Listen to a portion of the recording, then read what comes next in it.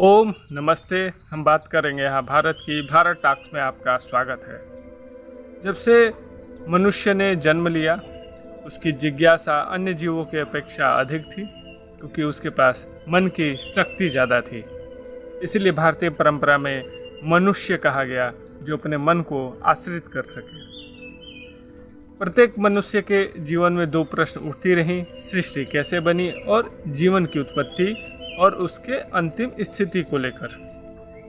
जीवन के समय या जीवन के बाद क्या होता है, मृत्यु के बाद क्या होता है, ये सभी धारणाएं और प्रश्न चलती रही और इन पर जो तार्किक रूप से प्रश्न चलते रहे, यही चीज़ें फिलॉसफी के रूप में उभरी। यानी दर्शन का अगला जो छोटा सा चरण है उसको फिलॉसफी कह सकते हैं हम। दर्शन का अर्थ तो प्रत्यक्ष अनुभव होता है, लेकिन उसके पीछे जब हम अपने तर्क और मत देते हैं तो वह दार्शनिक मत कह सकते हैं। उसको ग्रीक या पाश्चात्य के हिसाब से उसको फिलॉसफी कहा गया। तो हम समझेंगे कि पाश्चात्य और भारतीय फिलॉसफी में क्या अंतर रहे हैं और उनकी तार्किक चर्चा की शुरुआत कैसे किस रूप में हुई, ताकि आपको एक एक जो क्रमबद्धता है, आपको एक एक बात क्रमबद्ध रूप से समझ में आती रहे और उसके मूलभूत अंतर भी कैसे रहे हैं और उसमें कैसे सुधार और विकास हुआ। सृष्टि के जीवन के रहस्य को समझने को लेकर उस पर भी हम व्यापकता से चर्चा करेंगे। देखिए, भारतीय जो परंपरा है उसमें जो प्राचीन शास्त्र के रूप में यदि देखेंगे तो उसको सांख्य दर्शन कहा गया। सांख्य दर्शन सृष्टि के उत्पत्ति स्वरूप को बहुत ही क्रमिक रूप में बताती है। देखिए, सृष्टि मूल रूप में क्या थी उसको अव्यक्त ही कहा गया है। आज तक उसे कोई नहीं समझ पाया है कि सृष्टि प्रकट होने से पहले उसकी क्या स्थिति थी। मनुष्य यह जान सकता है कि सृष्टि के बनने का सूक्ष्म से स्थूल स्वरूप क्या रहा है तथा उसके नियम क्या है। मनुष्य इतना जान सकता है। तो इसी विषय पर चर्चित आधारित जो शास्त्र रहे हैं, व्यक्तियों के अपने विचार रहे हैं, जो दार्शनिकों के, उन पर चर्चा करने का हम विस्तार पूर्वक युक्तिपूर्वक प्रयत्न करते रहेंगे। तो सांख्य क्या कहता है? सांख्य कहता है जो मूल प्रकृति होती है वह अव्यक्त की अवस्था होती है। जैसे हम हर रोज़ निद्रा का अनुभव करते हैं, सुषुप्ति निद्रा का, जहाँ कोई विचार नहीं होता, वह अव्यक्त की अवस्था होती है। हमने सभी अनुभव करते हैं, हर रोज़ अनुभव करते हैं, लेकिन उस स्थिति को व्यक्त नहीं कर पाते, क्योंकि न वहाँ कोई विचार की स्थिति होती है, न ही कोई भावनागत स्थिति होती है। इसी तरीके से सृष्टि भी मूल अवस्था में अव्यक्त कही गई है। इसको मूल प्रकृति कहा गया। जो प्रकृति का मूल स्वरूप है उसको मूल प्रकृति कहा गया है। फिर सांख्य कहता है कि सृष्टि का प्रथम तत्व महत्त्व है, जिसे बुद्धि तत्व भी कहते हैं। उसके पश्चात अहम तत्व के पश्चात मनस तत्व का निर्माण होता है। देखिए, ये अहम तत्व अहंकार का नहीं, एक तरीके से यह तत्वों के रूप में निरूपित है, तो हमें यहाँ पर उसी स्वरूप में समझना होगा।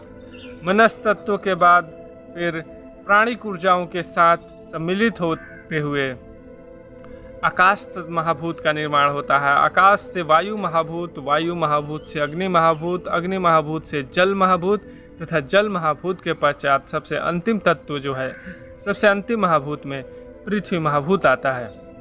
तो यह सांख्य का एक जो क्रम दिया गया है सृष्टि की उत्पत्ति के रहस्य को लेकर, जिसके रचयिता, जिसके ज्ञानी, जिसके ऋषि रहे हैं महर्षि कपिल। महाभारत में सांख्य की बहुत चर्चा की गई है और जैन और बौद्ध दर्शन का मूल आधार देखेंगे तो सांख्य से 99% विचार मिलते हुए मिलेंगे आपको। कैसे, वो बाद में हम विस्तार से चर्चा करेंगे। तो देखिए, सांख्य ने जो भारतीय परंपरा में दिए हैं,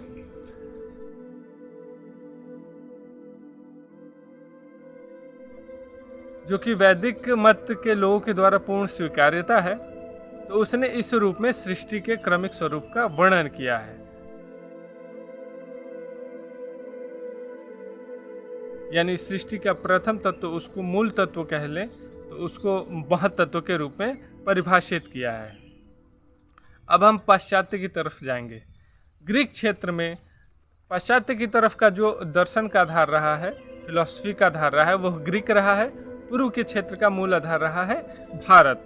यह भारत भूमि पूर्वी क्षेत्र के दर्शन का, फिलॉसफी का कह लें, सबसे बड़ा प्रतिनिधित्व करने वाला स्थान रहा है। तो पाश्चात्य में कैसे क्या शुरू हुई उस पर हम विचार करने का प्रयत्न करेंगे। देखिए, यह एक कुछ डॉक्यूमेंट्स है। ये डॉक्यूमेंट हमें एक जेएनयू में, जो दिल्ली में है, वहाँ के प्रोफेसर मनीष कश्यप जी हैं, उन्होंने यह हमें दिया था। इसका नाम रखा है उन्होंने इवोल्यूशन ऑफ फिजिक्स। इसमें उन्होंने पश्चात में कैसे सृष्टि के रहस्य को, उसके भौतिक स्वरूप को समझाने का प्रयत्न किया गया है अलग अलग वैचारिकों, दार्शनिकों के द्वारा। तो उनके क्या क्या मत रहे, किस किस रूप में परिभाषित रहे, उनको ही हम यहाँ समझने का प्रयत्न करेंगे। तो प्रथम आधार इन्होंने थेल्स को दिया है। एक थेल्स दार्शनिक विचारधारक थे जो लगभग 700 ईसा पूर्व के समय के रहे थे। तो उन्होंने कहा कि देखिए, सृष्टि का जो मूल तत्व है, मूल सिद्धांत तत्व है, वह पानी है, जल है। क्योंकि जल को ठंडा करने पे बर्फ भी बन जाता है और जल को गर्म करने पर गैस भी बन जाता है। अर्थात सृष्टि का मूल अपादान चीज जल ही माना जाना चाहिए, क्योंकि वह हर स्वरूप में अपने आप को चेंज कर सकता है। परंतु इसके बाद अनाक्सीमांडेर जी आए और उन्होंने कहा नहीं, यह जल को ठंडा करने वाला कोई ठंडा गुण है, शीतल गुण है, और जल को गर्म करके वाष्प करने वाला जो गुण है, जो यह ठंडा गर्म का गुण है, यह ज़्यादा प्रभावी है। यानी ठंडा गर्म का गुण जिसके कारण जल का स्वरूप बदल रहा है, वह उसकी सूक्ष्मता प्रदर्शित करता है। इसीलिए अनाक्सीमेंडेर जी ने जो सृष्टि का मूल तत्व का आधार अपनी परिकल्पना में दिया है, वह उन्होंने वायु का माना। उन्होंने माना कि देखिए, वायु को हम ज़्यादा ठंडा करेंगे तो जल में बदल जाएगा, और ज़्यादा ठंडा करेंगे तो बर्फ भी बन सकता है। तो उन्होंने वायु को माना। लेकिन इसी क्रमिक में हम आगे देखेंगे तो यहाँ पर फिर आगे नाम आता है हेराक्लिटस। हेराक्लिटस ने कहा कि नहीं, इन सृष्टि का मूल तत्व जो है, सृष्टि की जो संतुलन की अवस्था कोई तत्व बना रही है, तो वह अग्नि बना रही है। इसलिए उन्होंने अग्नि को इस सृष्टि का मूल आधार स्वरूप माना, क्योंकि ठंड गर्म का जो प्रभाव है वह अग्नि के ही कारण होता है। तो उन्होंने अग्नि को मूल इसका आधार माना कि सृष्टि का जो मूल तत्व है वह अग्नि है, अग्नि से ही सृष्टि की उत्पत्ति हुई है। तो उन्होंने इसका आधार अग्नि माना। थेल्स ने जल माना था, अनाक्सीमेंडेर ने वायु माना, और इन्होंने अग्नि को आधार माना है। इनके अग्नि आधार मानने का कारण क्या था? तो देखिए, हेराक्लिटस के अग्नि का आधार जो दो पक्षीय गुण है, इसकी उत्पत्ति का एक थोड़ा वैज्ञानिक अच्छा स्वरूप इन्होंने बताया। इन्होंने कहा देखिए, ये गुण उत्पत्ति क्यों हो रहे, गतिशीलता, और यह गतिशीलता एक चक्रीय रूप में हो रही है। इसलिए दो पक्षों के जो गुण हो रहे हैं, दो विपरीत गुण जो उत्पन्न हो रहे हैं ठंडा गर्म का, तो यह हो रहा है गतिशीलता, और गतिशीलता में भी चक्रीय क्रम है। देखिए, सृष्टि के हर स्वरूप में हम देखें तो गति के साथ चक्रीय स्वरूप है। जैसे चंद्रमा गति के साथ एक चक्रीय रूप भी धारण करता है, इसीलिए शुक्ल पक्ष और कृष्ण पक्ष का निर्माण हो रहा है। पृथ्वी स्वयं गति करते हुए एक चक्रीय रूप भी ले रही है, इसीलिए दिन रात का निर्माण हुआ। दिन रात कोई पैदा नहीं कर रहा है, ये उसकी चक्रीय गति के कारण ही स्वयं दो स्वरूप बन रहे हैं। इसीलिए दिन में हमें गर्मी, रात में ठंडक भी महसूस होता है।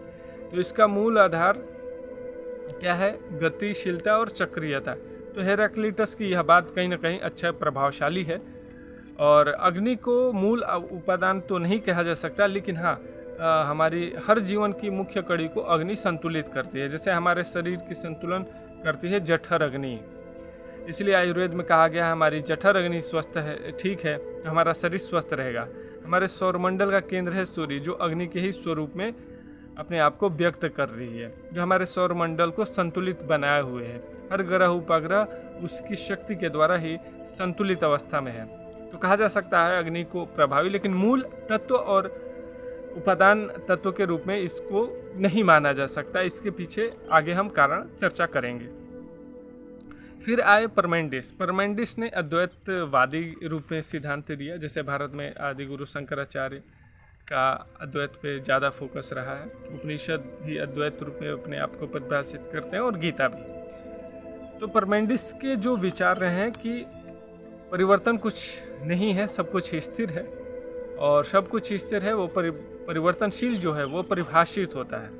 जैसे हमारा शरीर उम्र परिवर्तनशील चल रहा है, लेकिन मैं जो हूँ, मेरी जो भावनाएं हैं, जो विचार हैं, तो मेरी जो मैं होने का जो भावना है वह सदैव एक जैसा था, बचपन में भी, अभी भी, बड़े होंगे, बूढ़े होंगे तो भी, चाहे रोग की अवस्था में हो, चाहे कोई भी उम्र हो जाए, कोई रंग रूप हो जाए, लेकिन स्वयं के होने की अनुभूति यह व्यक्ति में स्थिर है और यही मूल आधार है। तो उन्होंने इसीलिए द्वैत रूप माना कि परिवर्तनशील असंभव है, जो मूल आधार तत्व है वह स्थिर है। जिसे इससे आज की ऊर्जा से हम परिभाषित करते हैं, जैसे कहा जाता है कि ऊर्जा का स्वरूप बदलता है, लेकिन मूल रूप में वह अपने जो प्रभाव है, सामर्थ्य है, उसको नहीं बदलता, वह हमेशा ट्रांसफ़र होता रहता है। तो इस आधार पर भी हम कह सकते हैं भौतिकता रूपी।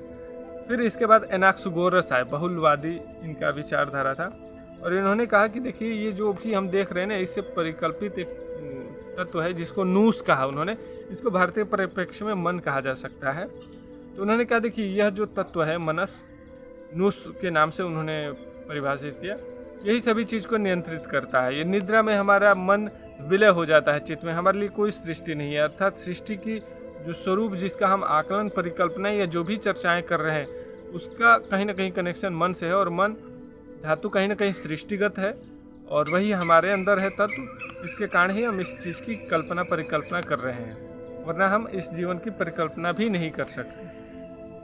तो एक तरीके से देखा जाए, जैसे हमने सांख्य में सृष्टि की उत्पत्ति का स्वरूप देखा, तो देखिए उसमें जल भी आया था, तो थेल्स ने जल का आधार दिया, उसमें वायु महाभूत था, उसको एनाक्सिमांडर ने दिया, अग्नि के लिए हेराक्लिटस ने दिया। ऐसे नूस के रूप में जो परिभाषित कर रहे हैं मन को लेकर, उसको एनाक्सागोरस कर रहे हैं, मनस तत्व के रूप में भी सांख्य में हमने देखा था, उसी क्रमिक रूप में आया था। फिर आ गए हैं डेमोक्रिटस और ल्यूसिपस, जिन्होंने परमाणुवाद का सिद्धांत दिया। भारतीय परंपरा में परमाणुवाद का प्राचीन जो 3000 वर्ष पूर्व परमाणु सिद्धांत दिया, उनको महर्षि कणाद के नाम से जाना जाता है। पाश्चात्य में ईसा से 200-300 पूर्व कह सकते हैं। यह परमाणुवाद का विचार डेमोक्रिटस लेकर आए। उन्होंने कहा एक ऐसी अवस्था है सृष्टि के एक कण की, जब अविभाज्य की अवस्था है, अपरिवर्तनशील की अवस्था है। यह बात आपको वैशेषिक दर्शन में भी मिलेगा। तो काफ़ी हम देखेंगे चीज़ें समरूपता में भी चलती है, उसके अंतर भी चलती हैं। फिर आए अरस्तु का सबसे गहरा प्रभाव रहा पाश्चात्य देशों में, और उन्होंने जो एक पुस्तक लिखी ऑन जनरेशन एंड करप्शन, तो ऑन जनरेशन एंड करप्शन में उन्होंने इन सभी जो भौतिक 4 पदार्थ थे, क्या तो पृथ्वी, जल, अग्नि, वायु, उसके अतिरिक्त उन्होंने कहा एक ईथर शब्द दिया। उन्होंने ईथर शब्द को भारतीय परंपरा में आकाश द्रव्य से जोड़ा जाता है, आकाश महाभूत से। तो उन्होंने कहा कि यह सभी चीज़ें जो गतिशील करें, उनको कोई स्थान तो चाहिए जो गति इनको दे, अग्नि को गति दे, जल को गति दे, पृथ्वी को गति दे, वायु को गति दे। तो उस स्थित द्रव्य को ही उन्होंने ईथर कहा। यह कह सकते हैं भारतीय जो प्रभाव है, भारतीय ज्ञान परंपरा में आकाश महाभूत के रूप में जो आप सुनते हैं, उनसे काफ़ी समरूपता खाता है। अरस्तु ने तर्क दिया कि देखिए वैक्यूम जैसी कोई स्थिति तो है नहीं, हर चीज़ कुछ न कुछ चीज़ें अपना जगह भरे हुए हैं। उसी को उन्होंने ईथर कहा कि ईथर सर्वव्यापक है, हर जगह जहाँ हम कह रहे हैं वैक्यूम है, वह भी वैक्यूम नहीं, वह भी ईथर से भरा हुआ है। तो एक अच्छी उनकी एक तार्किकता थी, और यह जो अरस्तु की मान्यता थी, यह लगभग 16वीं शताब्दी तक इस मान्यता का आधार चला। फिर बहुत सारे आधुनिक विज्ञान में जो दर्शन का चरण था एक वैचारिक स्तर तक, अब उसका प्रायोगिक स्तर आर्किमिडीज के समय से शुरू हुआ। आर्किमिडीज उत्प्लावन बल के सूत्रधार थे, आप सभी जानते हैं। फिर इसके बाद गैलीलियो आए। गैलीलियो ने भी प्रयोग प्रक्षेपण के द्वारा चीज़ों को प्रूफ करने का प्रयत्न शुरू किया, और वहाँ से एक प्रायोगिक प्रक्रिया शुरू होती है जिसको आज क्लासिकल फिजिक्स के नाम से जाना जाता था। हालांकि उस समय के लिए गैलीलियो और केपलर के द्वारा किया गया जो कार्य था, एक प्रायोगिक तौर पर चीज़ों को समझाना, प्रूफ करना, वह वास्तव में क्रांतिकारी था, जो 19वीं शताब्दी तक उसका गहरा प्रभाव रहा। लेकिन उसके पश्चात जब सृष्टि के रहस्य को समझने में उस प्रयोग प्रमाण के द्वारा जो भी नियम थे वह पर्याप्त नहीं हो पा रहे थे, वहाँ से फिर हिपोथेसिस यानी काल्पनिक विचारधारा, अर्थात हम कह सकते हैं कि वही दार्शनिक प्रक्रिया विचार प्रभावी होने लगे। और वहाँ कहा कि सृष्टि इस तरीके से बनी, सृष्टि की सूक्ष्मता में ये चीज़ें हो रही होंगी। उसको आज हम क्वांटम फिजिक्स के नाम से समझते हैं। क्वांटम फिजिक्स में 80% से ज़्यादा हिस्सा एक हिपोथेसिस के आधार पर चलता है, कल्पनाओं के आधार पर चलता है, क्योंकि उसको आप प्रूफ नहीं कर सकते। लेकिन सृष्टि के रहस्य को समझने और जानने और बताने का प्रयत्न प्राचीन काल से रहा, जैसे कि दार्शनिक विचारधारा में। तो वह प्रक्रिया फिर 20वीं शताब्दी के प्रारंभ से शुरू हो गई, और जो क्लासिकल फिजिक्स था उसका पड़ाव वहीं तक था कि द्रव्यमान, बल, इन सभी चीज़ों में बात करते हुए अपने आप को एक परिभाषित रूप में रखता है। तो देखिए, प्राचीन समय से बहुत सारे जो अलग अलग थ्योरियाँ हैं, फिर न्यूटन का एक प्रभावी नियम रहा है, गुरुत्वाकर्षण को लेकर कहा जाता है, गतिशीलता को कहा जाता है। तो उसमें भी अंतर को हम समझेंगे कि देखिए, भारतीय दर्शन का उद्देश्य क्या था, पाश्चात्य का दर्शन का जो फिलॉसफी का उद्देश्य क्या रहा, किस स्वरूप में रहा। तो उसके विभिन्नताओं के अंतर को भी हम आगे की वीडियो में हम समझेंगे। यहाँ पर हम मुख्य पाश्चात्य के जो प्रभावी वैज्ञानिक रहे, दर्शनकार रहे, उनके मत को ही हमने आपके सामने रखा। और हमने जो प्रारंभ में सांख्य दर्शन में बताए थे, जिन जिन तत्व महाभूत के बारे में एक बार फिर से रिपीटेड कर देते हैं। देखिए, सांख्य दर्शन ने कहा सृष्टि का प्रथम तत्व है महातत्व, तत्पश्चात अहम तत्व, उसके पश्चात मनस्तत्व, मनस्तत्व के पश्चात प्राणिक ऊर्जाओं के साथ मिलकर आकाश महाभूत, आकाश से वायु, वायु से अग्नि, अग्नि से जल, जल से पृथ्वी महाभूत का निर्माण होता है। और इस पर हम व्यापक चर्चा धीरे धीरे करेंगे। एक और चर्चा इन्होंने जो अपने पुस्तक में, यानी कह लें कि जो भी इन्होंने डायरी रूप बनाया है, इवोल्यूशन ऑफ फिजिक्स के नाम से, फिर इन्होंने बताया कि हिग्स बोसान के रूप में आज की जो धारणा है प्रखर हुई।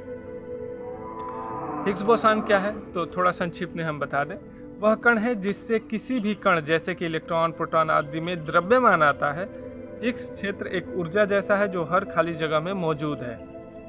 इस क्षेत्र में हिग्स बोसान कण है। बाहरी कण जब इस क्षेत्र से इंटरेक्ट होते हैं या में आते हैं तो इससे द्रव्यमान आ जाता है।